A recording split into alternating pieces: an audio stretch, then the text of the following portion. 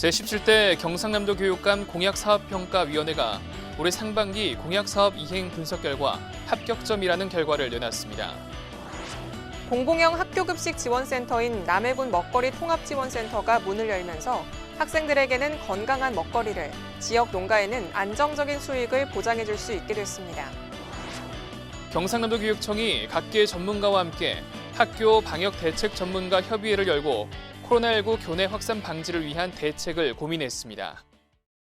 안녕하십니까. 경남교육뉴스입니다. 지난 2월과 5월에 이어 또다시 코로나19가 전국적으로 확산되면서 코로나19 이전의 세상은 다시 돌아오지 않을 것이라던 방역 전문가의 말이 다시 회자되고 있습니다. 방역의 중요성은 물론이고 우리 사회 시스템의 근본적인 변화를 촉구하는 발언이기도 한데요. 생각해보면 돌아오지 않는 것은 또 있습니다. 바로 지금, 오늘이라는 시간인데요. 코로나라는 두려움에 오늘을 그저 버티기보다 보다 나은 내일을 위해 변화를 만드는 시간이 되시길 바랍니다. 제17대 경상남도 교육감이 경남교육을 이끈 지 2년이 됐습니다. 공약사업평가위원회가 박종훈 교육감의 2020년 상반기 공약 이행률 분석을 통해 중간평가 결과를 내놨는데요. 결과는 합격점이었습니다. 제17대 경상남도 교육감 공약사업평가위원회가 2020년 경남교육감 중간평가 차원에서 공약사업 이행 실태를 분석한 결과 공약 이행 전체 목표 대비 92.1%를 달성했음을 확인했습니다. 2020년 상반기까지의 공약사업 평가 결과 연도별 이행 목표에 맞게 잘 진행되고 있다는 평가를 받았습니다. 일부 기간 설립과 관련한 공약사업은 최종 이행 목표가 달성될 수 있도록 최선을 다하겠습니다. 공약사업 이행률은 2018년 하반기 29.5%, 2019년 상반기 55.3%, 2019년 하반기 72.2%, 2020년 상반기 92.1%로 꾸준히 상승하고 있는데요. 특히 안전과 교육 공공성 관련 공약사업에 대한 준비도와 이행도가 탁월하게 높은 것으로 확인됐습니다. 학교, 학생, 학부모 3위일체된 교육, 학생과 학부모의 눈높이에서 교육을 실현하고자 하는 교육감님의 노력이 엿보이고 있는데요. 나머지 기간 동안 해당 추진 내용을 보다 적극 홍보하시거나 경남 교육 정책에 대한 인지도를 높이는 등 남은 기간 역시 잘 해주시리라고 믿습니다. 최근 남해군 먹거리 통합지원센터가 완공되면서 남해 지역의 건강한 먹거리가 학생들 급식 식탁에 오르게 됐습니다. 이곳은 최근 문을 연 남해군 먹거리 통합지원센터입니다. 남해교육지원청, 남해군, 경상남도가 함께 고민해 만든 공공형 학교 급식지원센터로 센터에서 검수를 마친 식자재는 곧장 학교로 옮겨져 본격적인 조리에 들어가는데요. 여기에는 지난 2년간 남해교육지원청과 영양교사들이 함께 개발한 보물섬 표준식단이 활용돼 식자재 활용도와 영양 균형을 높이고 있습니다. 오늘 먹은 급식 남해 농산물로 만들어서 더 맛있고 더 건강해지는 것 같았어요. 남해교육지원청은 학교급식지원센터 개소에 앞서 학교 급식 담당자 간 협의를 통해 식자재 1,500여 종 전 품목에 대한 표준 규격을 마련한 바 있는데요. 이는 전국 최초 사례로 남해교육지원청은 앞으로도 학교급식지원센터 시스템을 활용해 식자재의 안정성과 신뢰성을 지켜나간다는 계획입니다. 경상남도 교육청이 코로나19로부터 학생과 학교 현장을 지킬 수 있도록 한층 강화된 방역 대책을 마련해 나가기로 했습니다.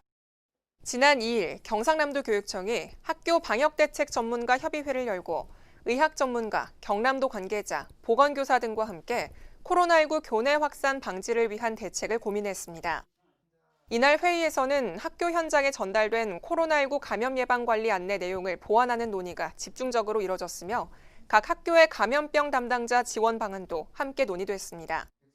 앞서 박종훈 교육감은 외부 요인으로 확진자가 발생한 창원과 거제 지역 학교를 방문해 방역 상황을 점검하고 모두의 노력으로 추가 확진자가 나오지 않을 수 있었다며 학교 관계자에게 감사함을 표했습니다. 경상남도 교육청은 이번 현장 방문과 학교 방역대책 전문가 협의회를 토대로 보다 강화된 방역대책과 학사 운영 방안을 수립, 학교 현장에 전달할 것을 약속했습니다. 이어서 현장 뉴스입니다. 사천 남양초등학교 학생들이 학교 교표와 교과의 숨은 문제점을 직접 찾아내 수정 보완까지 마치며 주목을 받고 있습니다. 남양초등학교는 지난해 3.1 운동과 임시정부 수립 100주년을 맞이해 교표 디자인 변경을 추진해 왔는데요. 공모전을 통해 학생이 참여한 결과를 반영해서 디자인이 변경되어 더 의미가 크다고 하겠습니다. 전 교표는 우길기를 연상시켜서 조금 불편한 점이 있었는데 이번에 공모전으로 바뀌고 나니까 조금 더 심플해지고 남양의 특색이 잘 나타나 있어서 좋다고 생각합니다. 또 지난 6월에는 학교 사랑 학예 행사에서 교가 노랫말의 자극적, 전근대적인 표현을 발견하며 어린이 회의와 학급 회의 공모를 통해 새로운 가사를 확정짓기도 했습니다. 진주교육지원청이 보다 효율적인 방역 관리를 위해 QR코드를 활용한 전자출입 명부를 도입 운영합니다. 진주교육지원청을 방문하는 이용자는 모두 스마트폰으로 암호화된 개인용 QR코드를 발급받은 뒤 전자출입 명부 단말기에 인증을 거치는 방식입니다. 방문자에 대한 정보를 정확하고 효율적으로 관리하여 혹시 모를 청산의 확진자 발생 시 신속한 역학조사와 방역 조치를 할 수 있을 것으로 기대하고 있습니다. 식당 같은 곳에서는 전화번호를 적고 들어가서 불안했었는데 QR코드를 찍고 들어가니 편리하고 안심이 됩니다. 한편 진주교육지원청은 관내 소속기관에도 전자출입 명부 시스템을 운영, 방문자들의 안전을 위해 출입 관리를 철저히 해나간다는 방침입니다. 이어서 한컷 뉴스입니다. 제24회 경남 청소년 연극제가 9월 1일부터 8일까지 통영 벅수골 소극장과 각 학교 강당에서 열렸습니다. 이번 연극제에는 개막 축하 공연을 비롯해 하루 한 편씩 도내 7개 고등학교 연극반의 공연이 이어졌는데요. 코로나19 확산 방지를 위해 이번 연극제는 모두 무관객, 비대면으로 진행됐으며 모든 작품은 9월 30일까지 유튜브를 통해 감상하실 수 있습니다. 창원 명곡여자중학교가 지역작가 초대전 재미지의 8인 8색전을 통해 학생들에게 예술과의 만남을 선사하고 있습니다. 10월 16일까지 교내 갤러리에서 개최되는 이번 전시회에는 창동예술촌을 중심으로 활동하는 문화예술공동협업단체 라운빛 협동조합 작가 8명의 작품이 전시됩니다. 경남의 우수한 생태 환경교육 현장, 제비와 함께 알콩달콩 살아가고 있다는 학생들의 이야기 만나보시죠. 창녕 유호초등학교 환경생태 발명 동아리 꿈비 소금에는 환경 관찰과 생태학적 접근을 통해 보다 나은 우리 동네를 만들고 싶어하는 학생들이 모여 있습니다. 올해 꿈비 소금 학생들은 제비 수호대를 자처하며 제비에 대한 기초 공부부터 제비와의 공생 프로젝트까지 실천하고 있는데요. 실제로 제비 가족을 보니 너무 신기하고 재밌었고요. 선생님과 다양한 생태 발명 활동을 할 수 있어서 동아리 시간이 제일 기대돼요. 그리고 제비가 사람과 많이 닮았다는 것을 알게 되었어요.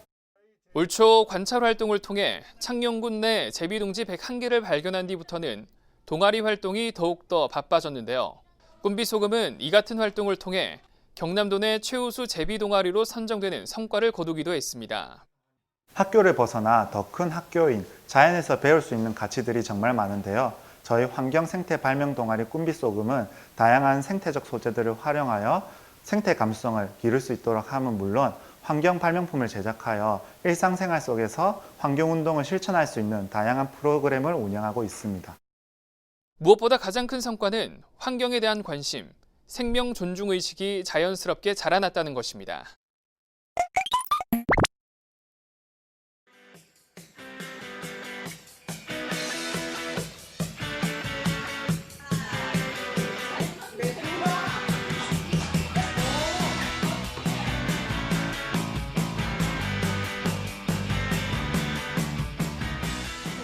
얘들이 이제 카톡이나 이런 걸로 많이 하니까 그런 데서 많이 쓰는 것 같아요. 실생활에 쓰는 그 단어들의 아니면 문장들의 계기가 엄마한테 요즘 언어들을 잘 안 해서 엄마가 모르면 좀 그럴까봐. 같이 어울려서 가려면 이거는 이제 또 우리가 무시할 수 없는 거고.